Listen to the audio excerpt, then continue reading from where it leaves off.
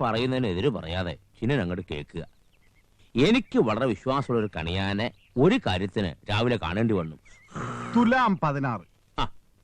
കാലത്ത് 10-നും 11-നും ഇടയിൽ സകല വൈരാഗ്യങ്ങളും മറന്ന് തുമ്പശ്ശേരിക്കുറുപ്പിനും ചിന്നക്കുറുപ്പിനും ഒന്നാകാൻ ഇതിലും നല്ലൊരു മുഹൂർത്തം എനിക്ക് കിട്ടില്ലെന്ന് അയാൾ പറഞ്ഞേ.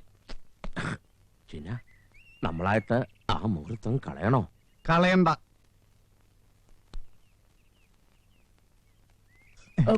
ചിന്ന, ആയ കാലത്ത് നമ്മൾ അന്യോന്യം ഒരുപാട് പാലം വലിച്ചിട്ടുണ്ട്. പാലത്തേന്ന് തെന്നി നമ്മൾ രണ്ടാളും താഴെ വീണിട്ടുമുണ്ട്.